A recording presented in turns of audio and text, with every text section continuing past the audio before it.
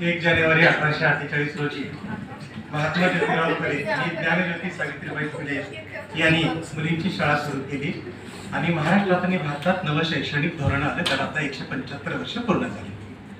या 175 वर्षांचा इतिहास मित्रांनी मैत्रिणींनो, बंधूंनी भगिनींनो आपल्या सर्वांच्या समोर आहे. मी ज्यावेळेला इयत्ता पहिलीला शाळेमध्ये प्रवेश घेतला त्यावेळेला 1975चा पॅटर्न आला. त्याच्या आधी असाच पॅटर्न होता. 11वी आधी 11 नंतर 4 अशा प्रकारचा तो पॅटर्न होता. मी इयत्ता पहिलीला प्रवेश घेतला आणि त्याच्यानंतर नव्या पॅटर्न मध्ये आलो आणि आता मी नव्या निवृत्तीच्या उंबरठ्यावर आणि परत त्याच पॅटर्न मध्ये मी प्रवेश करतो. आता पाटील सरांनी सांगितलं किंवा त्याच्या आधी सरांनी सकाळी प्राचार्य डॉक्टर भरत शिंदे यांनी या कार्यक्रमाची प्रस्तावना करत असताना असं सांगितलं होतं की गेल्या 10 वर्षांपासून आपण NEP बद्दल ऐकतो आहोत. नॅशनल एज्युकेशन पॉलिसी बद्दल आपण ऐकतो आहोत. नक्की काही पिक्चर क्लिअर होत नव्हतं. अजून काही डॉक्युमेंट्स येत होते. ते डॉक्युमेंट्स आले.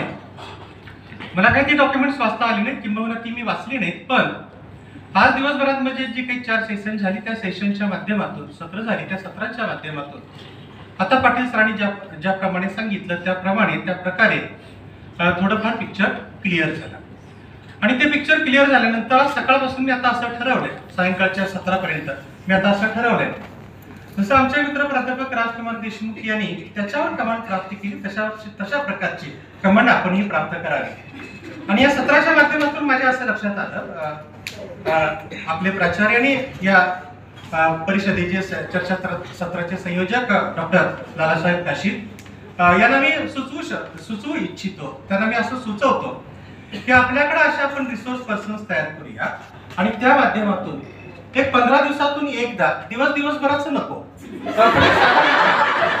1 तासाचं 1.5 तासाचं 2 तासाचं इंटरॅक्टिव्ह सेशन चर्चा सत्र म्हणजे की एकमेकांची चर्चा करत एकमेकांच्या मनातले काही प्रश्न उत्तर अशा प्रकारचं काही करत आपण जर पुढे गेलो तर त्याच्यातून फार चांगल्या प्रकारचे सोल्युशन मिळते.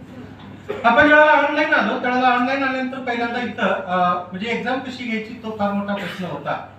पण त्यावेळेचे परीक्षा विभाग प्रमुख डॉक्टर राजाराम चौधरी यांनी त्याचा अभ्यास केला की रिसोर्स पर्सन झाल्याने आपल्याला त्यांनी ऑनलाईन प्रशिक्षण दिलं आणि त्याच्यामध्ये आपण तयार झालो. तसं शारदाबाई पवार महिला महाविद्यालयामध्ये प्राध्यापक राजकुमार देशमुख तयार झालेले आहेत.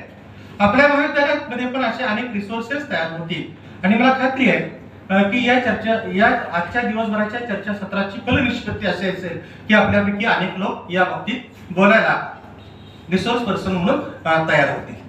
अशा प्रकारचं चर्चासत्र आयोजित केल्याबद्दल उपप्राचार्य डॉक्टर लालासाहेब काशीद आणि महाविद्यालयाचे प्राचार्य डॉक्टर भरत शिंदे यांना मी मनापासून धन्यवाद देतो. 4ही जे वक्ते होते रिसोर्स पर्सन होते ते त्यांच्या क्षेत्रामध्ये तज्ञ होते. त्याच्यावर त्यांनी प्रभुत्व प्राप्त केलेलं होतं. म्हणजे सकाळी उद्घाटन करत असताना निलिमाताईंनी फार चांगल्या प्रकारचा शब्द वापरला होता की ब्रेन स्टॉर्मिंग. आणि त्याच्यानंतरचं जे सत्र झालं होतं ते सत्र अक्षरशः अंगावरच आलं. आपल्या म्हैसकर सरांनी जे सत्र घेतलं आपल्याला छोट्या छोट्या प्रश्नांची उत्तरं देता आली नव्हती. कदाचित द्यायची असून सुद्धा कदाचित ती द्यायची नसते. आपण जसं वर्गात विद्यार्थ्यांना प्रश्न विचारल्यानंतर आपल्याला विद्यार्थ्यांना उत्तरं द्यायची असतात पण आपण उत्तरं देत नाहीत असं काहीतरी ते होतं. पण त्या धडाकेबाज चर्चासत्रांना ती सुरुवात झाली. नंतर विलिंग सरांचं सत्र खूप चांगलं झालं. हसत खेळत ते सत्र झालं. तिसरं सत्र जेवणानंतरचं होतं. खरोखर मला काळजी वाटत होती की आपल्याला दिलीप पडळकरांनी इतकं डिशेस दिलेल्या होत्या की झोप येते की काय असं वाटत होतं. पण तिसरं सत्र अतिशय चांगलं झालं आणि आमचे 1994-95चे सहकारी सगळं थोडंसं रेंगाळलेलं होतं, कंटाळा आलेला होता. पण त्यामध्ये सुद्धा देशमुख सर आपण फार चांगल्या प्रकारची बाजी मारली. 94-95ला याच सभागृहामध्ये सभी कुरोसेकरांच्या नेतृत्वाखाली किंवा त्यांच्या संकल्पनेतून प्राध्यापक प्रबोधिनीतून आपली व्याख्यानमाला झाली होती. त्या व्याख्यानमालेची या निमित्तानं आठवण झाली. दिवसभरातलं सत्र खूप चांगली झाली.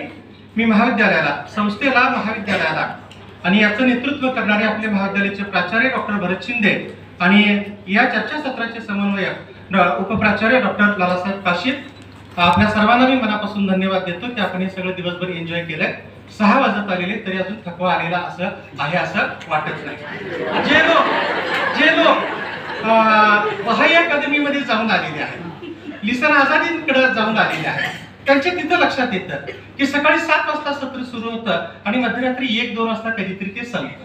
त्यामुळे 6 वाजले काय, 7 वाजले काय, 8 वाजले काय, तसा इथंच या सभागृहात डॉक्टर जगन्नाथ पाटील असं म्हणाले होते की कार्यमग्न असणाऱ्या आपल्यासारख्या सगळ्या बंधू भगिनींना याचा कोणत्याही प्रकारचा कंटाळा येणार नाही. मी ज्यावेळेला विद्यार्थी होतो किंवा प्राध्यापक विद्यार्थी होतो त्यावेळेला राजीव गांधी या देशाचे पंतप्रधान झाले आणि त्याच्यानंतर त्यांनी पहिल्यांदा मानवी साधन संपत्ती विकास मंत्रालय तयार केलं. पी.व्ही. नरसिंहराव या देशाचे पहिले त्यावेळेचे मंत्री झाले. त्याच्यानंतर परत न्यू एज्युकेशन पॉलिसी आली होती. त्यावेळेला सुद्धा आपल्याला अशाच प्रकारची भीती वाटली होती. नक्की या चर्चासत्राच्या निमित्ताने मी आपण खात्री देऊ इच्छितो की याच्यातून आपण बरंच काही प्राप्त केलं आणि या सगळ्या आपल्याला जे संकट वाटते त्या संकटाला आपण फार चांगल्या प्रकारे सामोरे जाऊया. मी तुम्हाला शुभेच्छा देतो, तुमच्या मला शुभेच्छा घेतो आणि मी थांबतो.